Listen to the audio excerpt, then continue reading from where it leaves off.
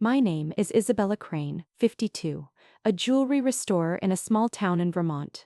That afternoon, the shop smelled of polish and metal dust, the same scent that had filled my life since the day I buried my son.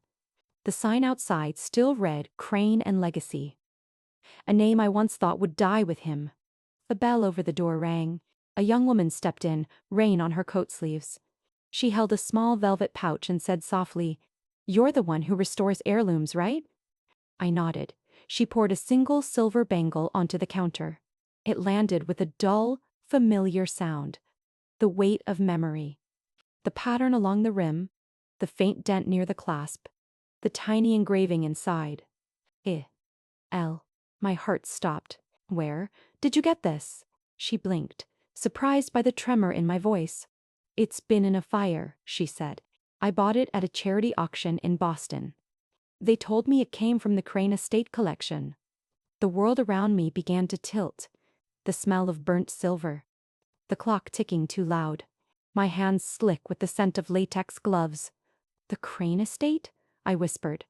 "Yes, some man donated it." For a moment, I couldn't breathe. I saw again the white coffin, the frost biting my cheeks, the priest's hands lowering that same bangle into the dark earth beside my son's body. The girl looked puzzled. Is something wrong with it?" I forced a smile that cracked halfway. "No, nothing's wrong." But inside, a voice was screaming. That bracelet was supposed to be gone forever, buried 15 years ago with Isaac Lewis Crane, my firstborn. Every sense in me rebelled. The hum of the heater, the metallic taste in my throat, the sting behind my eyes. The girl's phone rang. She stepped outside to answer. I stayed frozen behind the counter, staring at the thing that should not exist.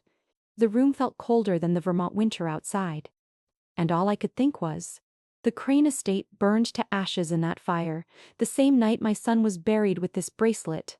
15 years earlier, my life still smelled of hospitals and melted metal.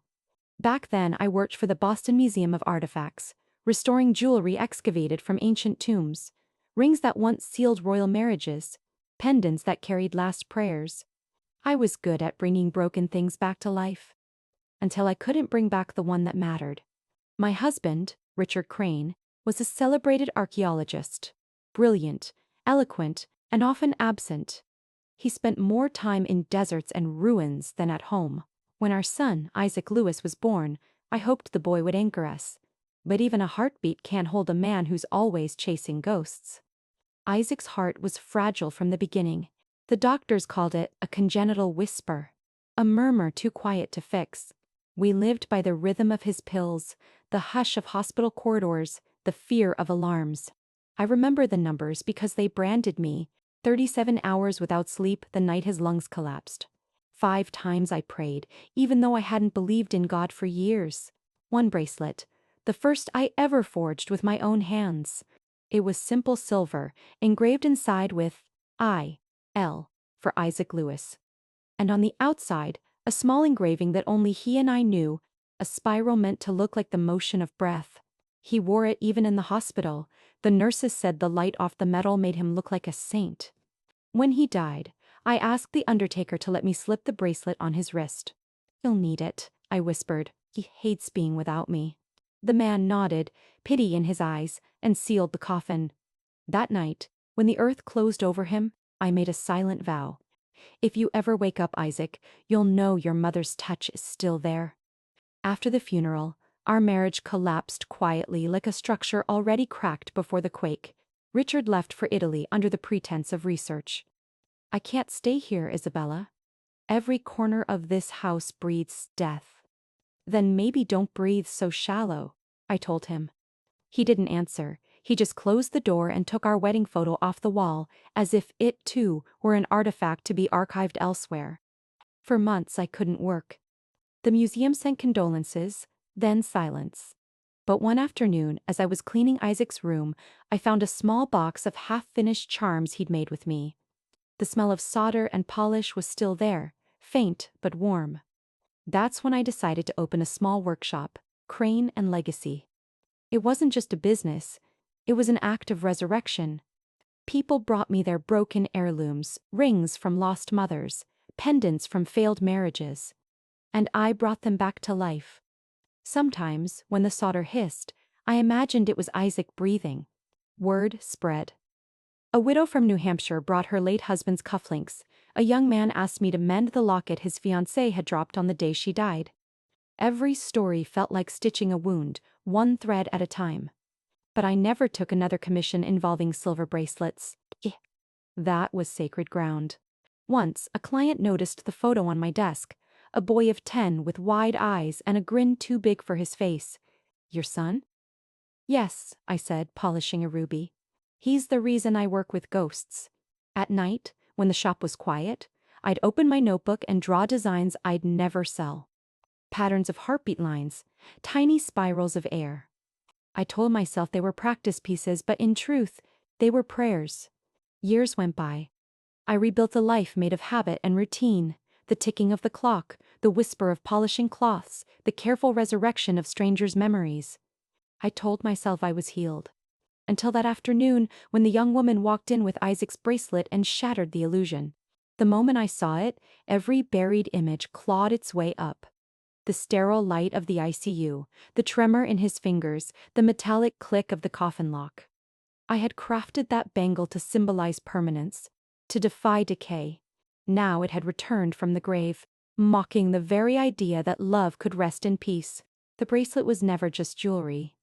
It was a contract signed in metal between mother and child. And someone had broken it. I can still smell that afternoon, the blend of hot metal, lemon oil, and rain pressing against the workshop window. Isaac was 9, sitting on the high stool that was too tall for him, his feet swinging above the floor. He wore my apron, the hem puddled around his sneakers, his fingers gray with silver dust.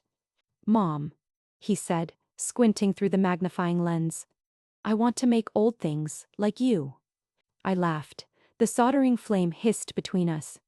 "Not old things, love. I make memories that refuse to die." "So, ghosts?" "Maybe," I said, smiling. "But pretty ones." He giggled, then tapped his small hammer against the metal too hard, denting it. His mouth made a perfect O. "You ruined it," I teased. "One." "No," he said seriously. "It just needs fixing. Everything can be fixed, right?" That was Isaac, born with the logic of a healer, not a fighter. He was the kind of child who whispered to stray cats, who apologized to broken toys before throwing them away. I remember his face lit by the flame's flicker, the way the silver gleamed like a moon in his hands. He held up the unfinished band. "When it's done, can I keep it?" "If you promise to never sell it," I said. "I promise. But if I ever die first." He paused, biting his lip, searching for the right kind of bravery only children know. "Bury it with me, okay? So when God wakes me up, I can give it back to you." I froze. The air thickened with solder smoke. I wanted to tell him not to say such things, that he'd live forever. But mothers are professional liars when it comes to hope. "All right," I said softly. "Then it's a deal." We sealed it with a pinky promise, silver dust clinging to our hands like glitter from another world. Years later, when the doctor said his heart wouldn't last another month, that childish vow came back to me like a prophecy. He was thinner then, his skin almost translucent, but his smile. God, that smile was still stubbornly alive. One night, when the machines hummed like crickets and the hallway smelled of disinfectant, he whispered, "Mom, remember our deal?" I took his hand, felt the faint pulse under my fingers. "I remember. If I go first, don't be sad. I'll just be polishing silver up there." I laughed through tears, because that was all I could do. "Then make sure it shines, Isaac." "Always," he said, closing his eyes. That was the last conversation we had before he slipped away, quietly, as if he didn't want to wake anyone. After the funeral, I kept replaying that day in the workshop. The hammer. The promise. The tiny dent that I never fixed. I left it there on purpose, a small imperfection, like proof that his hands had once touched the world. Whenever I see children passing the window of my shop, their laughter echoing off the glass, I think of him, how he believed every broken thing could be mended. Maybe that's why, even now, when I hold a piece of ruined jewelry, I whisper to it as he once whispered to his toys. Don't worry, everything can be fixed. But the day that bracelet came back to me, I learned the crueler truth. Some promises don't rest quietly in graves. They find their way home. 3 months before the girl walked into my shop, I received an email from an address I didn't recognize. No subject line, no attachments, just one sentence, written in a serif font that looked too deliberate to be random. Memories don't stay in graves. Getting auctioned. I stared at it for a long time. The timestamp read 2:03 a.m. Outside, the snow was falling so quietly I could hear the hum of the refrigerator. Spam, I thought, some phishing trick. Delete. Still, that sentence sank somewhere deep. Memories don't stay in graves. That night I dreamt of the cemetery in winter, the path slick with ice, the iron gate half buried in snow. I heard someone knocking, slow and polite, like a visitor who didn't want to wake the dead. The sound came from beneath the ground. When I looked down, I saw a glimmer under the frost. Silver, faint but insistent, winking through the soil like a living pulse. Or was the bracelet, the one I'd buried? But in the dream, it wasn't still. It was moving, turning itself in the dirt, as if trying to crawl back up. I woke up gasping, my palms cold with sweat. The digital clock beside my bed showed 2:03 a.m. The same hour the email had arrived. I told myself it was coincidence, the mind playing cruel games. I even laughed the next morning, made an extra strong pot of coffee, and buried the thought under paperwork and repairs. Yet strange things began to happen. 2 clients canceled their restoration orders at the last minute, saying they'd found another specialist in Boston. Someone claiming to have access to rare Crane originals. Crane. My name. Then came a call from a former museum colleague, Ethan. Hey Bella, are you selling pieces from your private collection? What collection? The one they're showing at the fundraisers. There's talk of a Crane estate exhibition. You didn't hear? I laughed it off, told him he must have heard wrong. But after hanging up, my hand trembled so badly, I spilled polish all over the counter. That night, the dream returned. Same snow, same knocking, only louder. This time, when I knelt by the grave, I heard a voice, small and muffled. Mom, you said everything can be fixed. I woke up crying.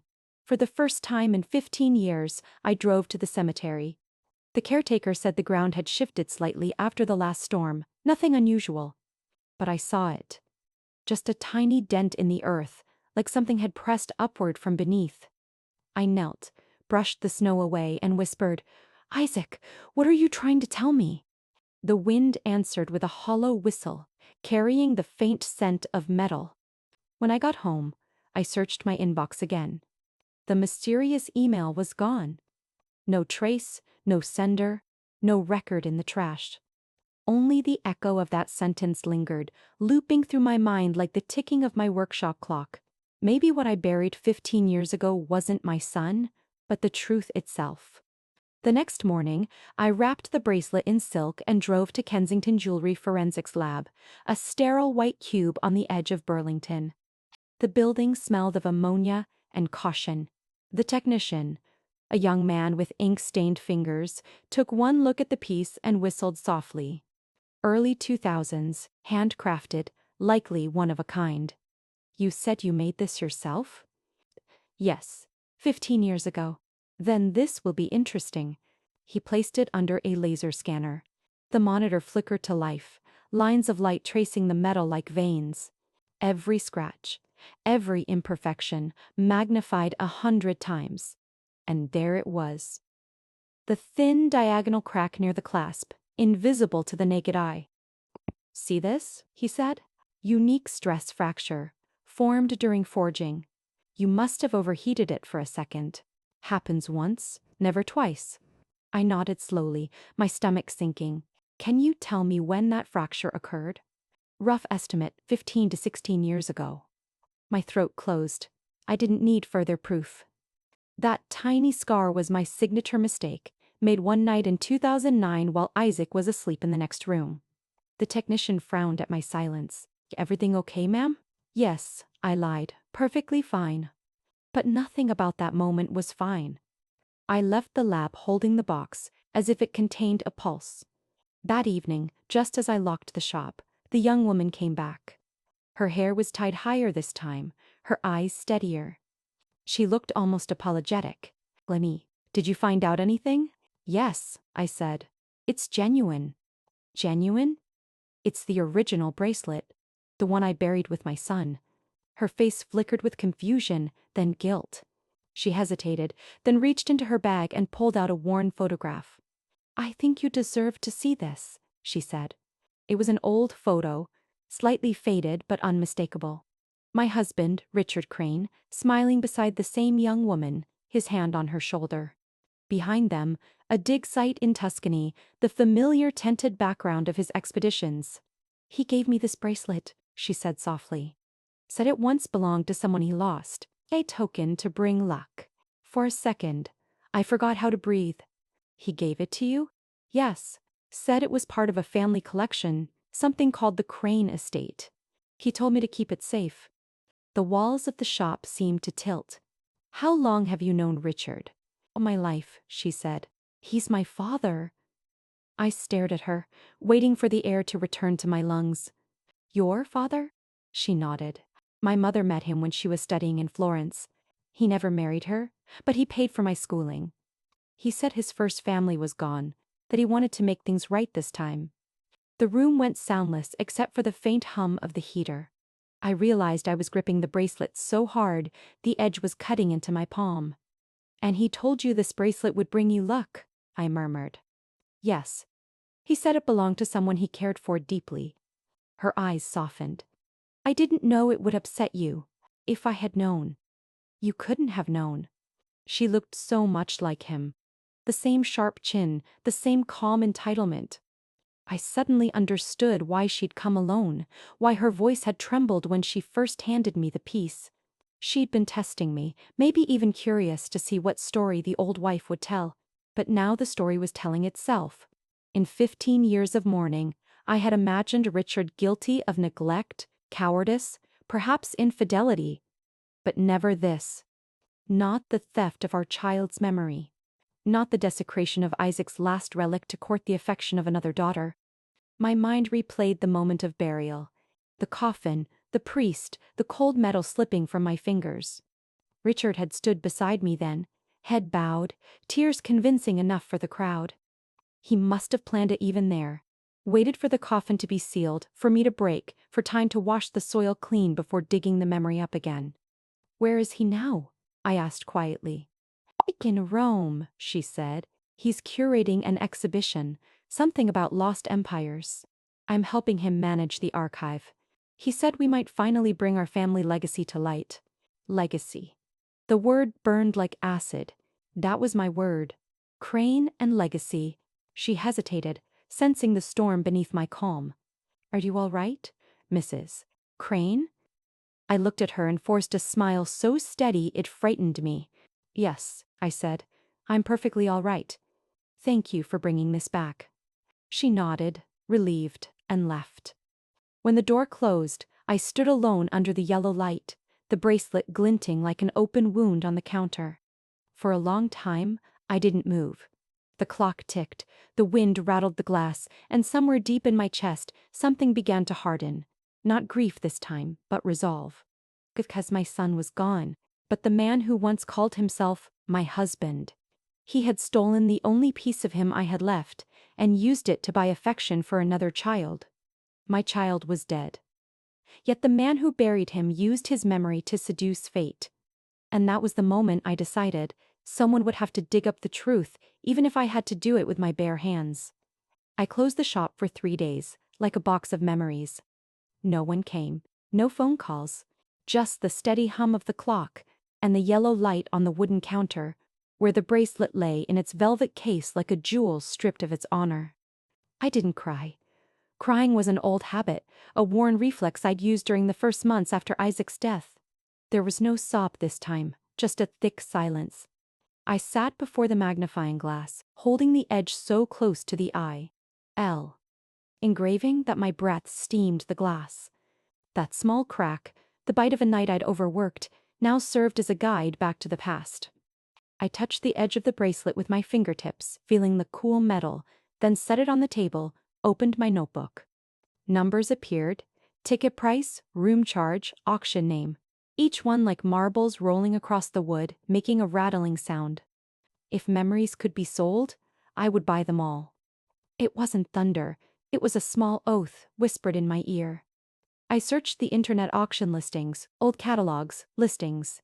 And then, in the middle of a cream-colored, vintage-logoed website, I saw 3 blood-chilling words: in collection, Rome. Yet beneath it, the words, "Let's," donated by R. Crane. My hands shook, not from fear, but from something else, something like fate biting into my spine. I read the information over and over again. Location, date, item list. Artifact 27, silver band.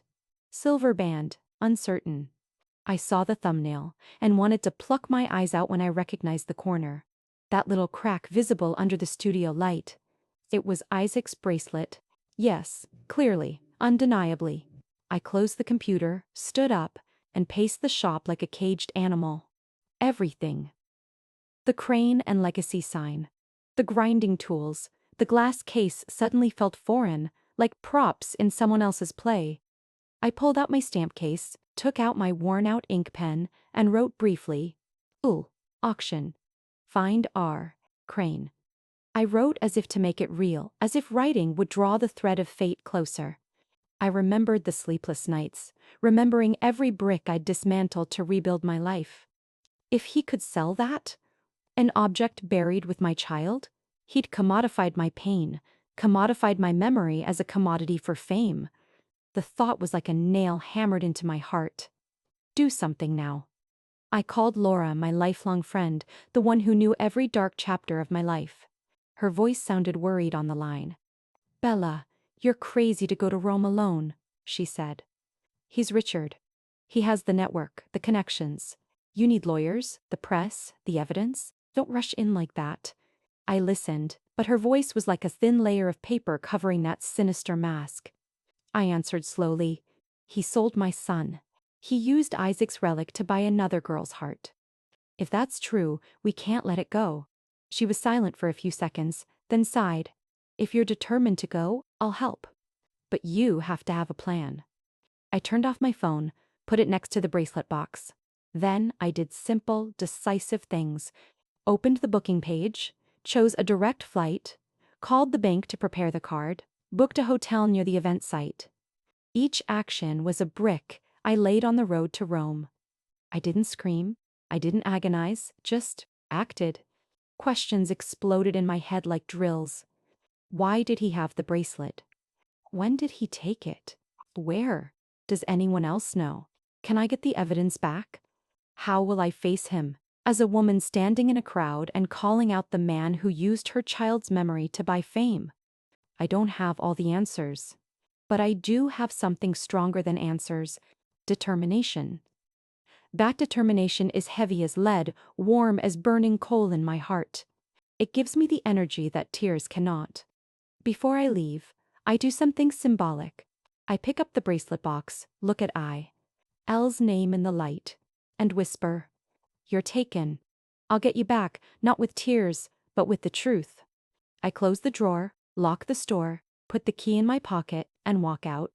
The icy Vermont wind cuts through my coat, but a strange warmth burns in my heart. Not the warmth of comfort, but the fire of determination. I put the ticket on the table, looked back at the Crane and Legacy sign like a person looking at a house before leaving, and got in the car. When the plane took off, I stopped looking at the ground. I looked at the bracelet placed neatly in the velvet box beside me and muttered the final words, like a sworn oath. If he sold my child for fame, then I will make the whole world know the price. Before boarding the flight, I sat at my kitchen table with a cup of cold coffee and wrote a letter to my lawyer. The ink bled slightly on the paper, like veins spreading from a wound. I asked him to verify everything: Isaac's death certificate, the burial permit, any record of exhumation that might have been requested in secret. If Richard had touched that grave, there would be traces. Bureaucracy always leaves fingerprints, even when love does not. I sealed the envelope, marked it urgent, and placed it beside the bracelet box. "Yeah?" Then I called Laura. She answered on the second ring, her voice thick with worry. "Bella, please. Don't go chasing ghosts across the ocean." "I'm not chasing," I said. "I'm retrieving." "You think he'll welcome you? You think he won't destroy what's left of you? He already did." There was silence, heavy and personal. "Ben," she whispered, "he's dangerous, Isabella. You know how he manipulates people. He'll twist this into madness." I took a breath, looking at the fading snow outside my window, the skeletal trees bending under wind. The man who buried my son wasn't me, Laura. It was him. "I'm just opening the coffin again." She didn't reply for a long time. Then she said softly, "Then promise me you'll come back alive." "I'll come back with the truth," I said, and hung up. The next 2 days passed in an eerie stillness. I packed lightly. One suitcase, my passport, the bracelet wrapped in black velvet. Every sound in the house seemed amplified. The creak of the floorboards, the refrigerator's hum, the low groan of pipes when the heater turned on. I caught myself listening for footsteps that weren't there, breaths that had long stopped echoing. At night I couldn't sleep. The house smelled faintly of polish and burnt silver. I sat in the dark workshop, tracing the outline of the I.L. engraving again and again until the metal warmed beneath my touch. It felt almost alive. Outside, a storm was forming, thick clouds swallowing the moon, the wind scraping at the shutters. The weather forecast said it would hit Vermont by dawn. I watched the first flakes start to fall, soft and slow. Inside, the air grew so still, it felt unnatural, like the world was holding its breath with me.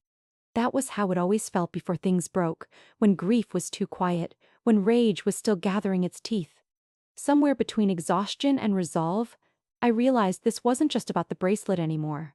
It was about ownership, of memory, of truth, of a boy whose story had been rewritten without his consent. When morning came, I slipped the letter into the mailbox, locked the door behind me, and stood for a moment on the porch. The storm hadn't broken yet, but the air smelled electric, charged with something inevitable. And as the taxi pulled away, I looked back at the dark window of my workshop and thought, everything is too calm. The kind of calm that only comes before the storm, decides whose house to strike first. Rome greeted me with the kind of heat that clings even to marble. The air smelled of rain that hadn't yet fallen, thick, electric, waiting. I hadn't been back in Europe since Richard left. The city felt too alive, too arrogant to remember grief. The Palazzo di Arte Antica, where the exhibition Relics of Lost Empires was held, shimmered in evening light. Its glass facade reflected the crowd gathered outside, scholars, collectors, journalists, all there to applaud Professor Richard Crane, the man who claimed to resurrect the past. Inside, violins played softly under chandeliers. The hall was gold and white, echoing with polite laughter and the clinking of champagne. I moved through the crowd unnoticed, one of many ghosts haunting the living. And then I saw it. In the center display, encased in crystal and lit from every angle, lay the bracelet. Artifact T27. A silver band, unknown origin. Donated by R. Crane. My hands clenched before I could stop them. The glass shimmered with my reflection. A woman with too many years in her eyes and a tremor in her jaw. Behind me, a familiar voice filled the hall. Richard. He stood at the podium, silver-haired now, his voice smooth as varnish. "Each relic tells a story," he said. "And tonight, we celebrate the power of memory, not to bind us, but to free us. Free us." My ribs tightened. The crowd leaned in, captivated as he gestured toward the displays, his ring glinting under the lights. The same ring I had given him on our 10th anniversary. "History," he continued, "is a resurrection of value. We honor the past by giving it new life." Oh, a tremor ran through me. Resurrection. He said it like a sermon, as if desecrating our son's grave had been an act of divine mercy. I waited until the applause swelled, then broke through the rows of guests. The click of my heels echoed louder than the clapping. "Excuse me," I said, my voice carried, clear and sharp.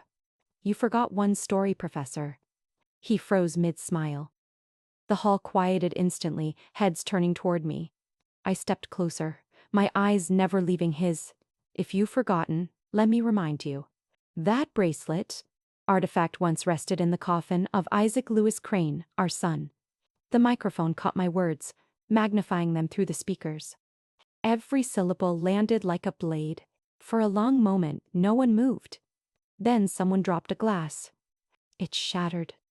Richard's face drained of color. Isabella, he said softly, this is neither the time nor the place. You chose the time, I replied. And you desecrated the place. A murmur rippled through the audience. The curator whispered urgently into his headset. Security shifted uncomfortably near the walls. He tried to recover, his tone smooth again. My wife has been unwell. The loss of our child was difficult, and she... Don't you dare... My voice cracked through the air. Don't you dare use grief as an alibi. I stepped up to the display case, pressing my palm to the glass. The bracelet gleamed under the light, indifferent to the chaos it caused. I made this, I said, loud enough for everyone to hear. 15 years ago, for our son. I buried it with him myself. Gasps. Someone whispered, My God. Richard's composure faltered, then returned with a brittle smile. You're mistaken. The provenance is verified. Verified by whom? I cut in. You? He exhaled sharply, trying to usher me away from the microphone. Let's not make a spectacle, Isabella. You made it one the moment you dug up a grave for applause. The crowd murmured louder now, reporters raising phones, flashes beginning to strobe. Richard's mask cracked. You think anyone will believe you?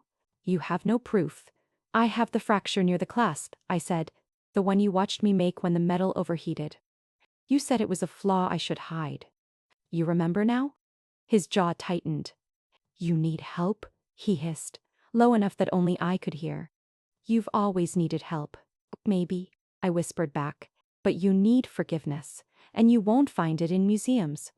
I turned toward the crowd, my voice steadier than I felt. This man, I said, built his reputation on resurrection. But not every resurrection is holy. The security guards moved closer. Someone from the press shouted, Is it true? Was it exhumed? Richard's calm snapped. Enough, he roared into the microphone. She's delusional. This entire story is an insult to academic integrity. I smiled faintly. No, Richard. It's an insult to love. Silence again. Even the violinist had stopped playing. He glared at me, veins rising at his temples. What do you want, Isabella? To give him back what you stole. I reached into my bag, pulling out a small pouch of soil. Dark, fine, taken from Isaac's grave the day I left Vermont. Slowly, I sprinkled it along the base of the display case. Gasps rippled through the crowd. This belongs where it was, I said. You can polish it, label it, sell it, but the earth remembers. He lunged forward, but the curator caught his arm. The cameras flashed wildly now. Someone was already streaming live. Isabella, please, he muttered. You'll ruin me.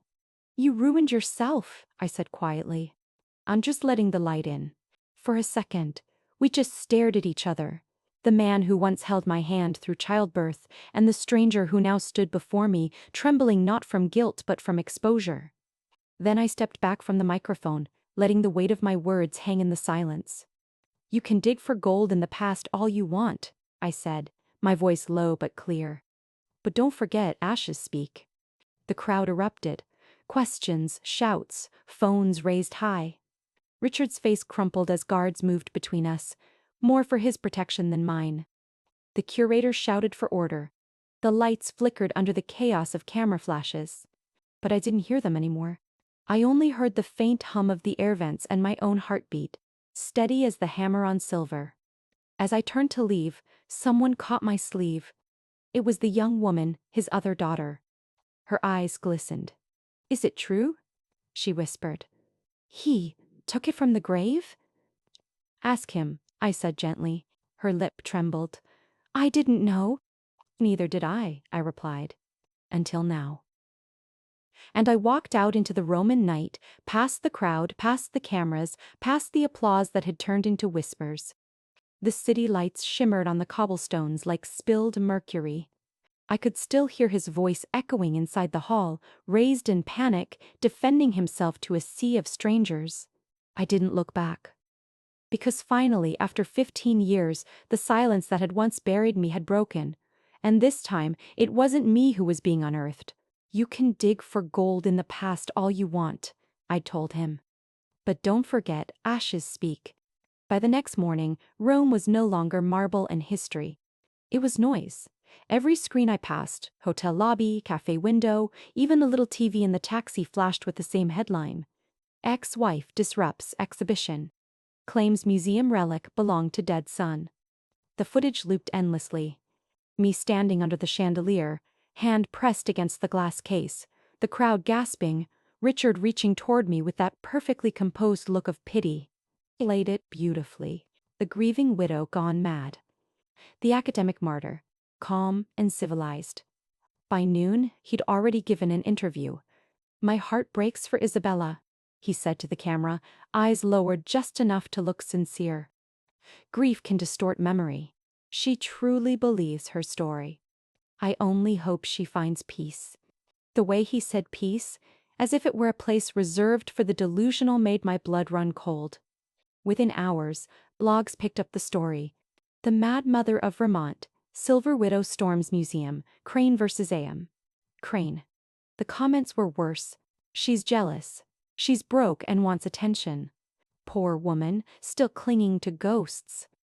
I read them all. Then closed my laptop, took a slow breath, and began to do what I do best. Restore what's been broken. This time, the artifact was the truth. I started by organizing the evidence.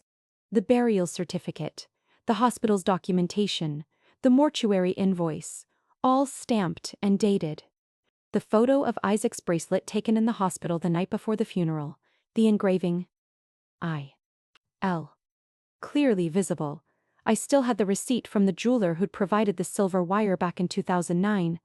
I had the witness, the nurse, Margaret Dean, who'd been there when I slipped the bracelet onto Isaac's wrist before the coffin closed. I scanned everything, labeling each file carefully. But evidence alone doesn't shout. It whispers. And whispers can be buried, especially when your opponent owns the megaphone. So I needed a voice. Someone who would speak louder than Richard, but cleaner than me. That's when I found her. Mila Fabry, a 28-year-old investigative journalist known for her articles on museum fraud and stolen heritage. I had read one of her pieces months before, The Price of Memory, when grief becomes exhibit. So, it had the kind of sharp empathy I could trust. I wrote her an email, plain and direct. I have proof that the centerpiece of Richard Crane's latest exhibition was stolen from a grave. The grave of our son. I'm willing to show you everything, but only in person. Then, I waited. 2 days later, she replied, tomorrow. 8 a.m. Café de la Scala. Come alone. The cafe was nearly empty that morning. Mila looked younger than her articles made her sound. Freckles, hair tied up, notebook already open. Mrs. Crane? Just Isabella, I said, sitting across from her. She listened as I laid out the story. 15 years. The bracelet. The exhibition. I showed her the documents one by one, watching her face change from polite curiosity to disbelief, then anger. If this is real, she said, he's committed both a criminal act and an ethical atrocity. Do you have physical evidence? The bracelet itself. I took it back. Her eyes widened. You have it? Yes, but I'm not handing it over, not yet. She nodded slowly, understanding. I can investigate quietly, she said. Confirm your paperwork. Trace the donation records. Talk to the museum. If I can connect the artifact to your son, even indirectly, the story will detonate. Oh, and if he finds out, then he'll panic. And when people panic, they make mistakes that write my headlines for me. I almost smiled. You remind me of Isaac, I said softly. He believed everything could be fixed. Maybe he was right. That afternoon, the counterattack began. Richard's team released a statement through the museum, asserting that I had absconded with an artifact of historical value. They framed it as theft. The words "international warrant" appeared in some of the more sensational headlines. I sat in my hotel room, the curtains drawn, the bracelet lying in front of me under lamplight. The engraving caught the reflection of my face. Older, harder, but unmistakably mine. For a moment, I wondered if I had gone mad. If maybe I had imagined it all. Then I remembered the crack on the clasp, the tiny flaw no one else could have forged. Reality doesn't always need to scream. Sometimes it just sits quietly, daring you to deny it. The phone rang. It was Laura. "Fala, what are you doing? They're calling you a thief on national TV. I know. He's threatening to sue. He says you stole museum property. Let him. It's not his to keep." She exhaled shakily. "You sound calm." "Because the storm's not over yet." Over the next few days, Mila sent updates by coded email. Found shipment record. Crane estate pieces entered Italy under personal effects. Filled out. No customs declaration. Witness from logistics company says container arrived 3 years after Isaac's burial date. Or on confirmation. Rumor. Museum investors anxious. Someone leaked that a journalist is investigating provenance fraud. I read each line like a prayer. Every new clue felt like a hand reaching through the soil, pulling Isaac's story back toward daylight. But Richard wasn't idle. He appeared on talk shows, charming as ever, describing me as a deeply talented woman haunted by loss. He used our history as a weapon, our love as evidence of his innocence. "She is, and always has been, the heart of my inspiration," he said, voice breaking slightly for effect. But grief can become obsession. "Sorry, I forgive her." Forgive, the word tasted of poison. People believed him, at least for a while. That's what charisma does.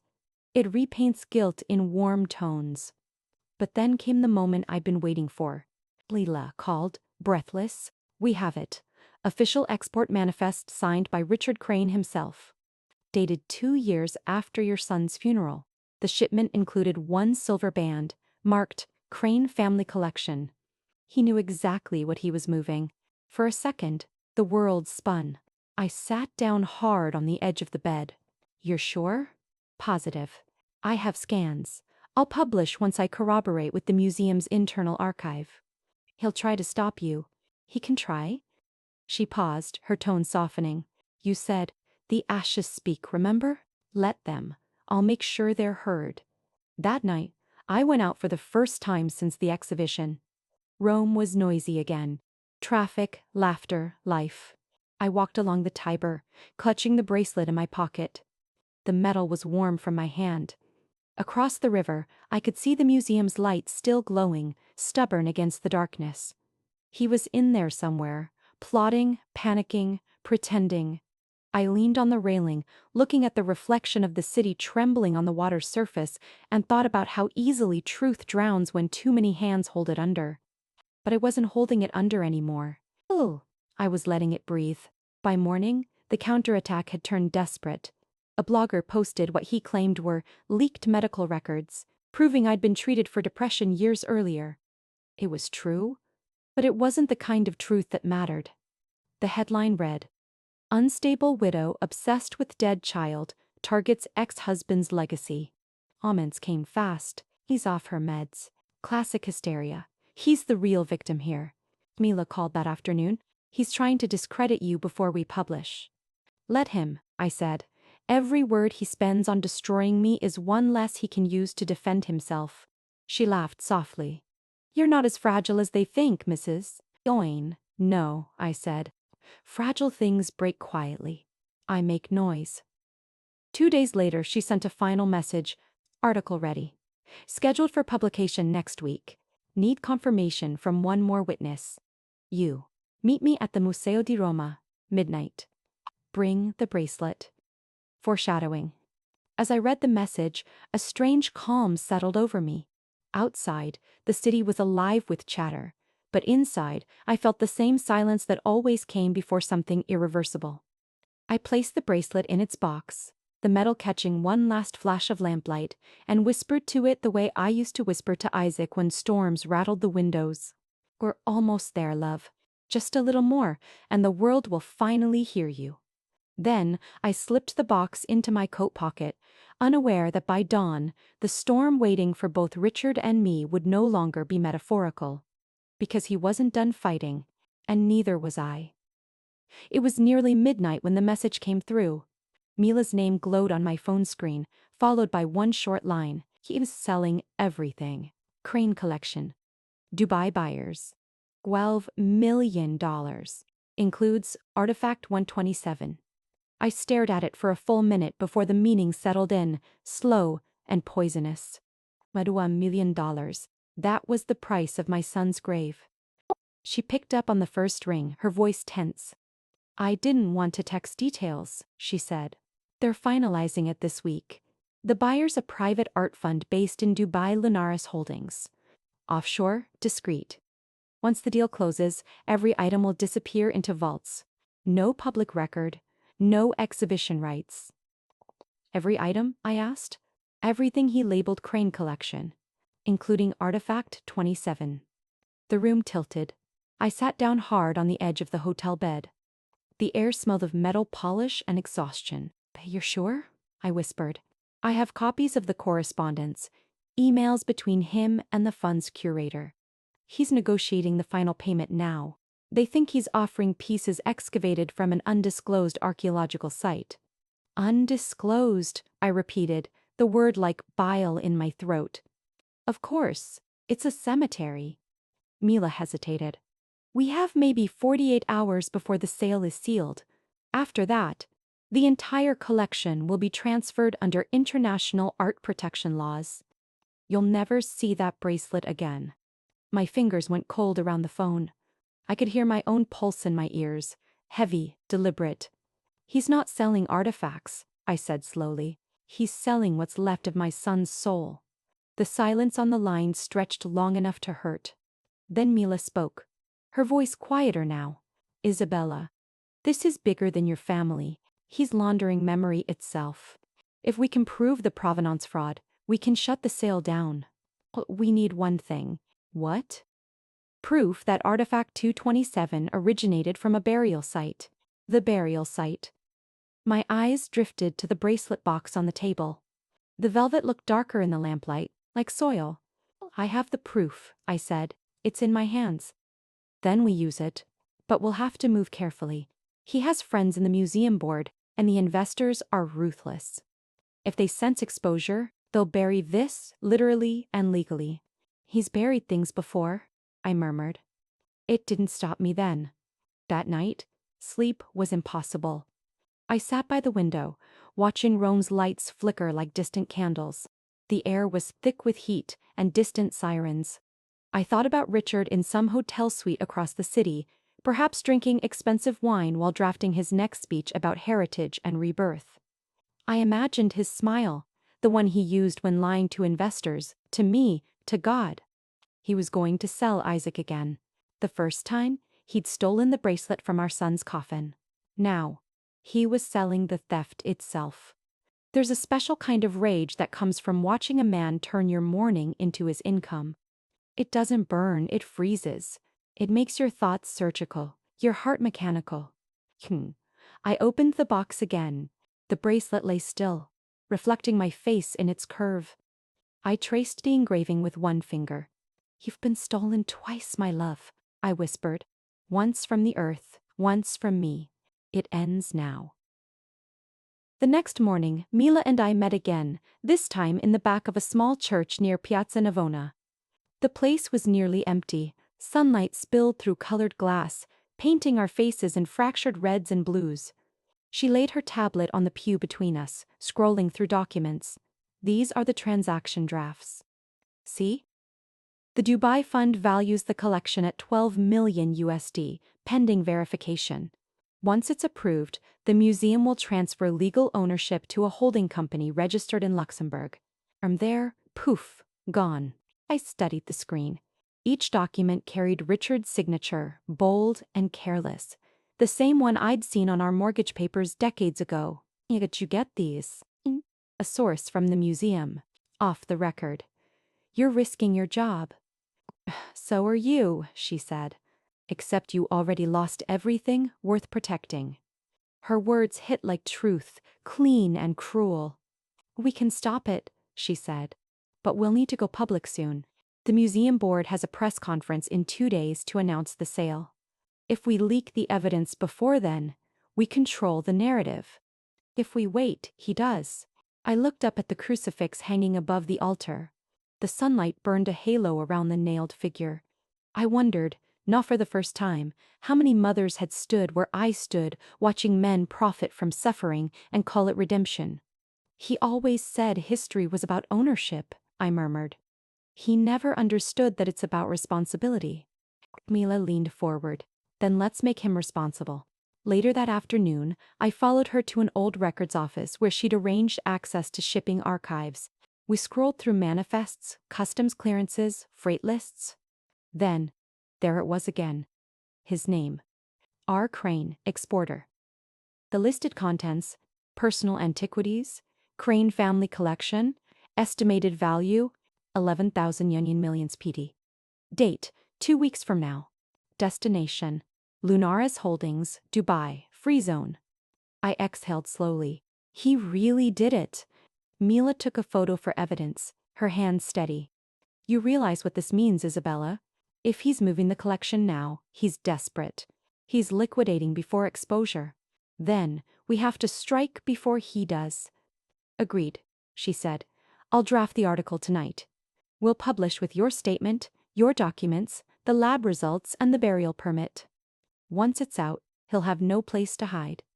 I nodded, but part of me was already elsewhere, imagining the look on his face when the world learned that his empire was built on bones. When we left the office, the city had dimmed into twilight. Rome glowed in amber light, beautiful and unaware. Mila handed me a small flash drive. Whoppies, she said, in case something happens. To you? To either of us. I slipped it into my bag. The air smelled of stone and thunder, as if the Tiber itself were holding its breath. We stood on the steps in silence for a moment before she said, "Are you afraid?" I thought of Isaac. His voice, his hands shaping metal beside mine, the promise that everything could be fixed. Not anymore, I said. Fear is just love with no place to go. She smiled faintly. Then let's give it somewhere to go. That night, back in the hotel, I watched the rain begin to fall, streaking the window like melted glass. The city lights blurred, red and gold. On the table, the bracelet gleamed quietly under the lamp, as if listening. Mila's words echoed in my head. He's liquidating before exposure. He was running. But he'd have nowhere left to hide. I picked up the bracelet, closed my fist around it until the metal pressed a crescent into my palm, and whispered to the empty room. He's selling what's left of us, Isaac. But before he cashes in, I'll make sure the whole world knows exactly what he's trading. Not silver, not artifacts, not legacy. But the soul of his own son. I had 48 hours before the sale, and this time I wasn't going to roam to weep in front of glass. I was going to build a stage where truth would burn bright enough that even Richard couldn't hide behind it. The plan began quietly. First, I contacted Dr. Prezin said, Vittorio Lanza, an independent appraiser I'd once met during a museum restoration project years ago. A man allergic to lies and to favors. When I told him I needed a confidential evaluation, he hesitated only a moment before agreeing. Please send me what you have, he said. Not by email, I replied. In person. And I need you to bring your equipment to the Museo di Roma on Thursday. That's the day of the auction. Exactly. He didn't ask why. Men like him don't. They measure truth by weight, not words. Next, I called a handful of reporters who had once written glowing reviews of Richard's exhibitions. I used an anonymous number, lowering my voice just enough to sound like rumor itself. You'll want to be at the Museo di Roma Thursday night, I told each of them. A live demonstration. Something about provenance fraud. Most of them bit instantly. Curiosity is the currency of the press, you just have to make it sound forbidden. By dawn, my plan was no longer a thought, it was motion. I packed one small suitcase. Inside, the essentials, my documents, the laser report from the lab, the death certificate, and a small velvet box containing the bracelet. Beside it, another box, smaller, older, sealed with wax. That box held a handful of soil from Isaac's grave. I'd taken it years ago, not out of superstition, but as a promise to myself. Whenever I touched it, the scent of damp earth reminded me that truth, like soil, always pushes back against what buries it. The motif had formed in my mind. The bracelet would return to the dust, but this time not as a token of loss. It would go back to the earth as evidence. I spent the rest of the morning rehearsing my words, not in front of a mirror, but inside my head, each line sharp enough to cut through cameras and denial. I knew Richard's language, the smooth, careful tone of a man trained to charm donors and silence guilt. I wouldn't match his elegance, I'd answer him with precision. By evening, the press buzz had already started online. Rumor. Crane collection auction to reveal shocking twist. His PR team must have sensed it too, because he called me. The screen lit up with his name. For a long moment I just stared at it. Then I answered. "You've always been dramatic, Isabella," he began, his voice low, patronizing. "Whatever game you're playing, it ends now." "It ends? Yes," I said calmly. "But not the way you think. You can't fight me with sentiment. The museum stands with me. Not the buyers stand with me." "Good," I said. "That means they'll all be watching." I hung up before he could reply. The next day crawled by in silence. Mila worked from her office, preparing the article that would drop right after the event. We'd timed everything to collide. Press, proof, spectacle. At noon, Dr. Lanza arrived at my hotel with his briefcase of instruments. "Isabella," he said gravely, "if this goes wrong, they'll accuse you of defamation." "Yeah, then I'll let them. Defamation requires a lie." He smiled faintly, as if admiring my stubbornness. "Then let's make sure your truth shines under every light." He examined the bracelet again, scanning it with his portable spectrometer. The reading matched the laser results from Vermont. The fracture, the alloy composition, even the trace of varnish I'd once used to seal the engraving. "Identical," he confirmed. "There's no question. It's the same piece. Will you say that publicly?" "If you ask me to." "Then I'm asking." The night before the auction, I barely slept. The city outside was restless, thunder low over the horizon. I sat by the window, the bracelet glinting faintly beside the sealed box of soil. I thought of Isaac again. His laughter in the workshop, his tiny fingers shaping silver. I could almost hear his voice. "Everything can be fixed, Mom." "I'm trying, sweetheart," I whispered. "But some things need to be broken first." I placed the bracelet inside the box of soil, pressing it gently until it disappeared beneath the dark surface. For a moment, the smell of earth filled the room, rich and heavy. Then I closed the lid. Tomorrow, it would see daylight again, under brighter lights, in front of more eyes than I'd ever dared imagine. Thursday arrived with the stillness before rain. The Museo di Roma was draped in banners for the Crane Collection charity auction. The lobby gleamed like a stage. People in tailored suits drifted through with champagne and polite chatter. I wore black. Not mourning, but armor. Dr. Lanza waited near the entrance, his equipment case at his feet. Mila was already inside, camera around her neck, pretending to be just another journalist. When Richard appeared, he looked untouchable. Crisp suit, confident smile. If guilt had weight, he carried it like perfume, expensive and invisible. "Isabella," he greeted smoothly, as though we were simply two scholars crossing paths. "Here to apologize publicly?" "Here to correct the record," I said. He laughed, low and charming. "Then please, my dear, make it entertaining." He gestured toward the stage, unaware that I'd already made sure half the press room was wired for sound and video. The auction began. Item after item flashed across the screen. Golden coins, carved amulets, fragments of urns. Each bid climbed higher, the crowd murmuring in admiration. And then, Artifact 227. The screen showed the bracelet, pristine in its display box. The final piece, the auctioneer announced.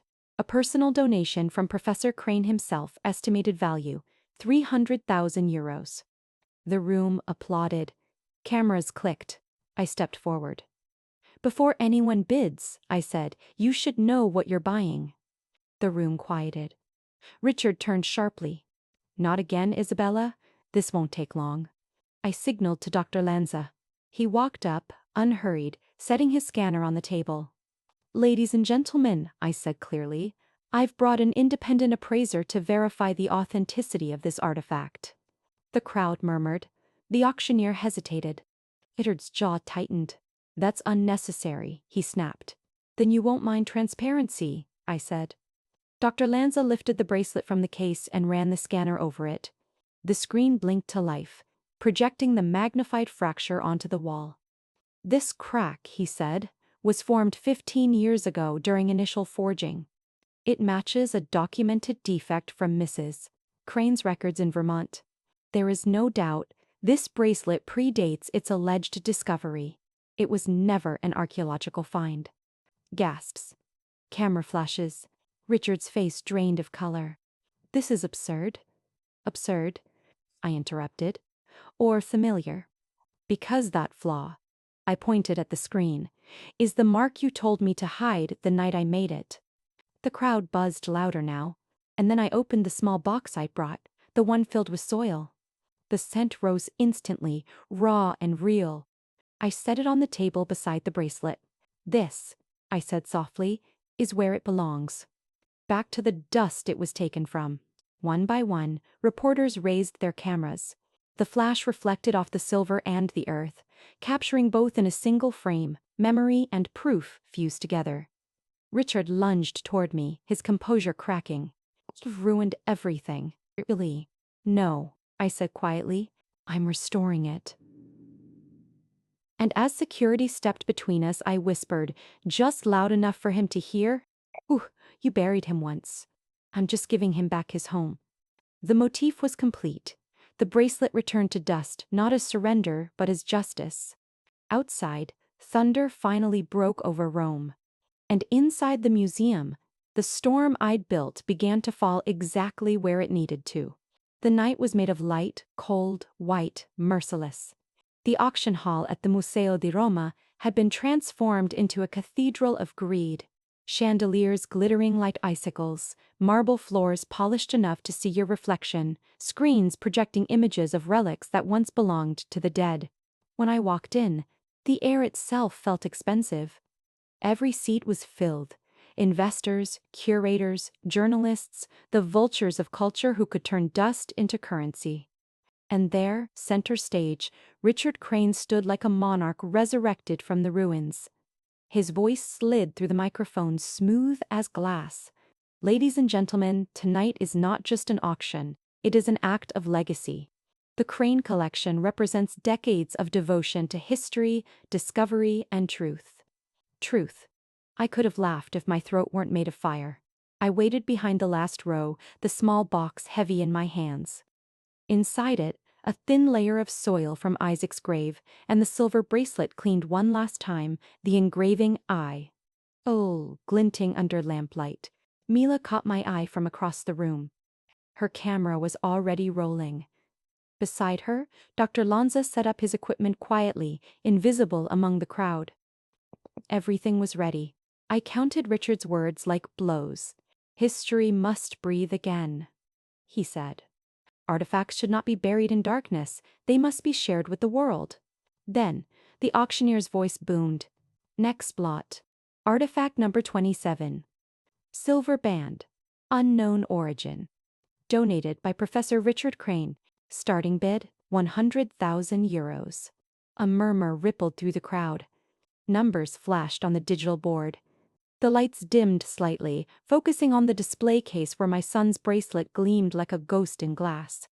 That was my cue. I stepped forward. My heels struck the marble sharply enough to turn heads. The sound carried through the microphone that Richard had just used. Mila had made sure of that. Before anyone raises a paddle, I said, I'd like to ask a question. The crowd turned toward me. My voice didn't tremble. It couldn't. Who among you, I said clearly, has ever sold their child? The silence was instant, the kind that makes people forget to breathe. Then came the sharp inhale of disbelief, a few nervous laughs, a flurry of whispers. Richard froze at the podium. Isabella, he said, his smile tightening, this is neither the time nor the— It's exactly the time, I interrupted. Because that, I pointed at the bracelet, wasn't found in any ruin. It was stolen from the coffin of our son, Isaac Lewis Crane. Gasps broke through the hall like shattering glass. Camera flashes burst in rapid fire. That's a lie, he said sharply, stepping down from the stage. She's ill. She's confused. Then, let the evidence speak. I opened the small box in my hands. A fine layer of gray soil shimmered under the lights. Some of it caught the air and drifted like dust motes toward the chandelier. This, I said quietly, is what's left of the boy who wore that bracelet. His name was Isaac. He was 9 years old when his heart stopped. We buried him with the first piece of silver I ever made. And this man— I turned to Richard, voice steady, dug it up to sell it. The crowd erupted in noise. Gasps, questions, camera shutters. Richard's face blushed red, sweat glinting along his temples. You have no proof, he shouted. I do. Mila switched the projection feed. The large screen behind him flickered, then filled with images, medical documents, burial permits, the photo of Isaac wearing the bracelet in the hospital. The engraving IL gleamed in each one. Gasps turned into outrage. Someone whispered, "My God!" Another, "Is this real?" Richard lunged toward the projector. "Turn it off. Don't." "Blah!" Someone from the press yelled. "Keep it running." On the next slide, a copy of the export manifest appeared. R. Crane. Personal antiquities shipment. Item 27. Silver band. He stopped mid-step. I could see the recognition flash in his eyes. The fatal mistake of his own signature projected 10 feet tall behind him. "It's fabricated," he barked. "No," I said. "It's authenticated by customs. You signed it yourself." He turned to the audience, desperate. "She's doing this out of revenge. Grief has poisoned her mind."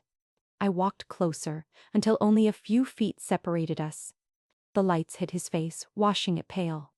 "You used to tell me history deserved honesty," I said softly. "Now you sell corpses and call it heritage." "You don't understand the world of art," he snapped. "Provenance is flexible. Not when it's carved with a child's initials." The auctioneer backed away. Security hesitated, unsure whom to protect. "Isabella," he said, voice cracking now, "you're destroying everything I built." "Good," I said, "because you built it on a grave." Then I lifted the bracelet from the soil box and held it up for everyone to see. It glimmered in the spotlight, the faint engraving visible even from the back rows. "This isn't treasure," I said. "It's testimony. You can polish metal until it blinds you, but it will still remember the hands that made it and the child who wore it." Mila zoomed in with her camera. On the big screen, the engraving came into perfect focus. IL. That's the maker's mark, Dr. Carley. Lanza's voice cut through the noise. He'd stepped forward now, holding up his forensic scanner. "Laser analysis confirms it's the same fracture pattern from the original manufacturing 15 years ago. Provenance: personal property of Isabella Crane. Not archaeological." The crowd broke into chaos, reporters shouting, investors yelling, someone cursing in Italian. Richard staggered back a step. "You're ruining me," he hissed. He lunged for the bracelet, but I pulled away. Fast. The security guards moved in then. Too late for him. Too early for me. I opened my palm over the box of soil and let the bracelet fall. It hit the dirt with a soft, final sound, like a heartbeat ending where it began. "What I said quietly, back to the dust it was stolen from. Richard froze. The room did too.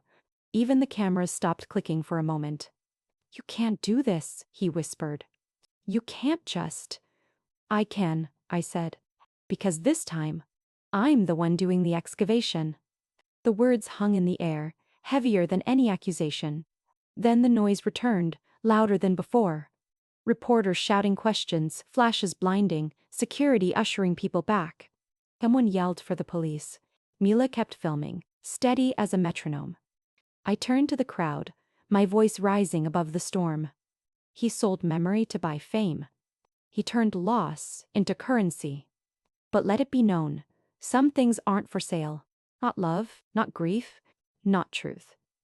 And then the final line came, not rehearsed but born of every sleepless night, every hour spent staring at that engraving. You sold memory to buy glory, Richard. But I used memory to buy freedom. The applause didn't come immediately. It wasn't that kind of moment. It was the silence afterward. The heavy collective realization that no one in that room would ever see Richard Crane the same way again. He stood there breathing hard, his reputation collapsing in front of him. Someone shouted, "Call the police." Another voice answered, "Get the ministry involved." Within minutes, the press had swarmed him. The security team couldn't shield him fast enough. Reporters threw questions like stones. Did you exhume your son's grave, Professor? How much did you make from the Crane collection? Were any other artifacts stolen?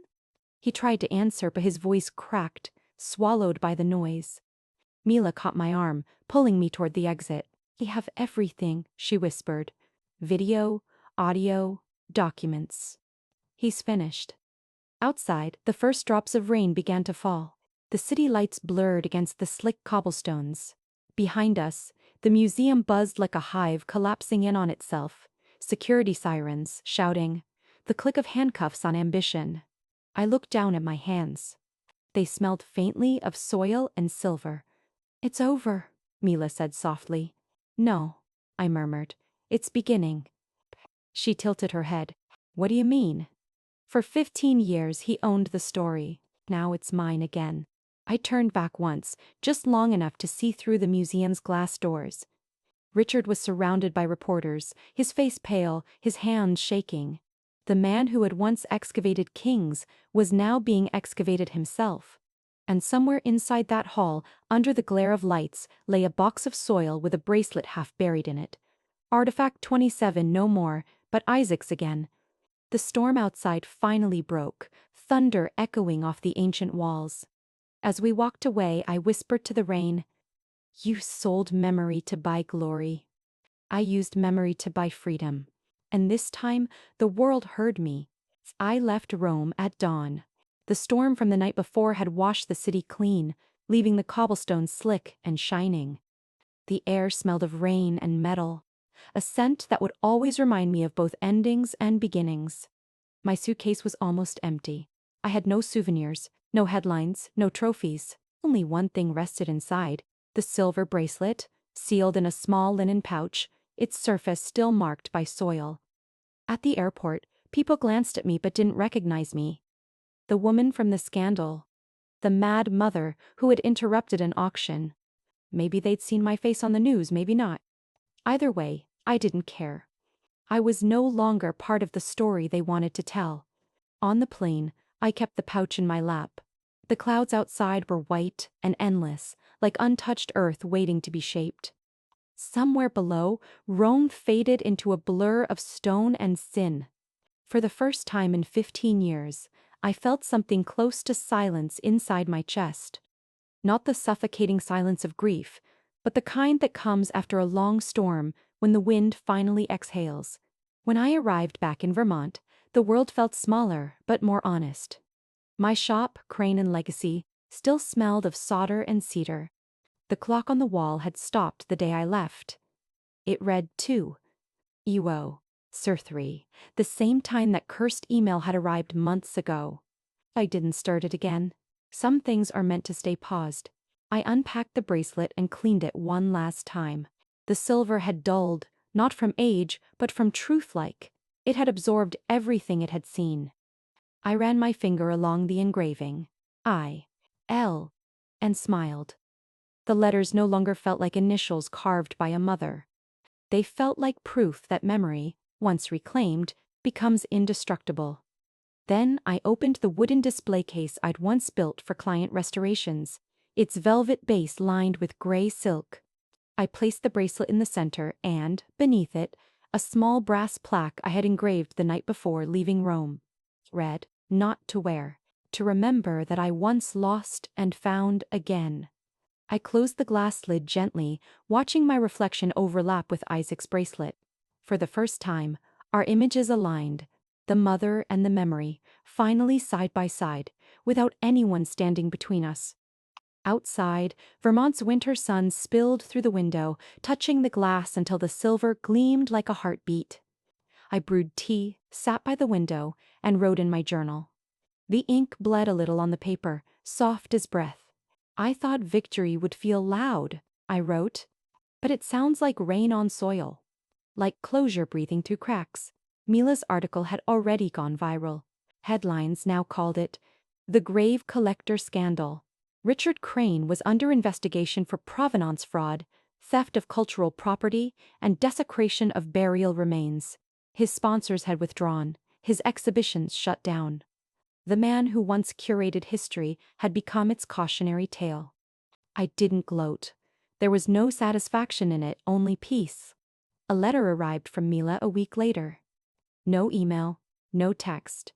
An actual envelope, the old-fashioned kind. Inside was a photo she'd taken at the auction, the moment the bracelet rested in soil, caught mid-fall, light cutting across it like redemption. On the back she'd written, "Ashes speak, and so do mothers." I pinned the photo above my workbench. Each morning now when I open the shop, I see it. The bracelet in its frame, the photo above, and the empty stool where Isaac once sat. The grief is still there, but it's clean now. It no longer owns me, it serves me. Customers have started to return. They bring old jewelry, heirlooms, trinkets with stories. They don't ask about the news, they just watch quietly as I work. Sometimes, when I hand them their restored pieces, they whisper, "Thank you," as if I'd done something sacred. Maybe I have. Because every repair is a resurrection, and every scar on metal is proof that something survived. At night, before closing, I always touch the glass case one last time. The bracelet gleams softly, almost alive, as if listening. "We did it, Isaac," I whisper. "You're home." Then I turn off the lights, leaving one lamp glowing near the display. The shop sinks into quiet gold, the kind of stillness that only comes after you've dug deep enough to touch truth. Outside, snow begins to fall again, dusting the street like a thin layer of ashes returning to earth. And somewhere between the ticking of the old clock and the whisper of winter, I finally understand. Some stories don't end when the truth is spoken. They end when the silence becomes peace. On the brass plaque beneath the glass, the words remain, "Not to wear. To remember that I once lost and found again." And every time I read them, I know. I didn't just reclaim a bracelet, I reclaimed myself. Ang, but gentle, like moonlight reflected on snow. I stood there for a long time, then said softly to myself, "Maybe I'm still here, just in a different form. No longer the child in the coffin, but the light in my mother's heart." And I knew. All my journeys, all my pain, all my digging, all led back to this moment, the moment of being allowed to live without forgetting.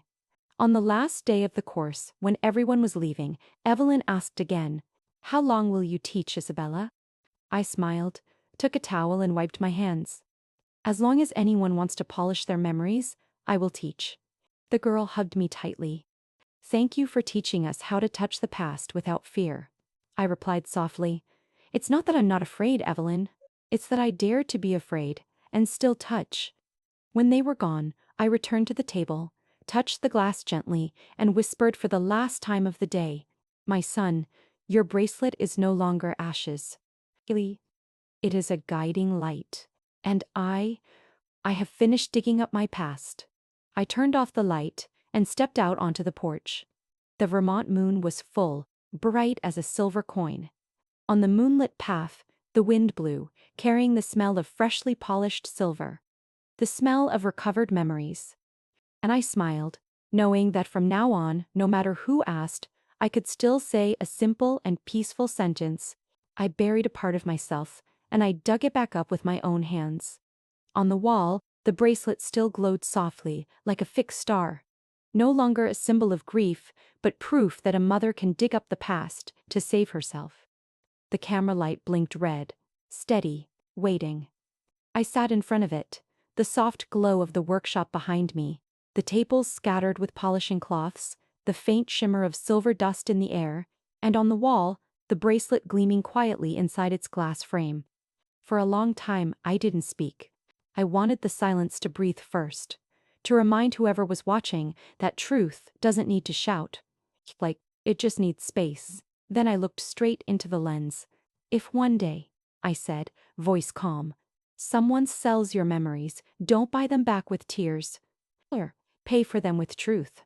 The words came easily now, not rehearsed, not dramatic, just clean. Behind them, I could hear the faint hum of the clock that had once stalked at 2. It was ticking again. We live in a world where people trade stories like currency, where grief becomes spectacle and memory becomes merchandise. I learned that the hard way. But I also learned this. No one can auction off what still burns in your hands. I glanced toward the bracelet. The light caught it, turning it almost gold. I spent 15 years afraid of touching the past because I thought it would hurt. But the truth is, it only hurts when you let someone else tell it for you. I leaned forward slightly, so that my reflection filled the lens. If you're watching this and there's a grave in your life, a person, a love, a dream, that you've buried because someone told you to move on, go back. Open it. Touch it. The dead things aren't what haunt us. The lies we bury with them are. I let the silence hang for a beat. Outside, Vermont's wind pressed against the windows. The chime of the bell over the workshop door trembled faintly. When I stood in that hall in Rome, with hundreds of eyes staring at me, I thought I was alone. But now I know. I was never alone. Every mother who's ever been silenced was standing there with me. Every person who's been told their pain is inconvenient was whispering in my ear. Speak. My throat tightened, but I kept my voice steady. So this is me speaking, not as a victim, not as the woman who lost a son, but as someone who finally understands that loss doesn't end a story. Sometimes it begins one. I reached out and touched the glass frame, the bracelet cold beneath my fingertips. If this story found you, share it. Not for me. For someone else who might be standing in front of the grave of their own past, unsure if they're allowed to open it. Tell them they can. Tell them light survives under soil. The words echoed softly in the room, blending with the rhythmic ticking of the clock. I smiled then. Not the rehearsed kind, but the small, quiet smile that comes after the final breath of a storm. My story ends here, I said. But maybe, just maybe, it's the first bracelet in the chain of someone else's freedom. The red light on the camera blinked twice, then went dark. And in that silence, heavy, honest, alive, I knew the recording would travel farther than I ever could.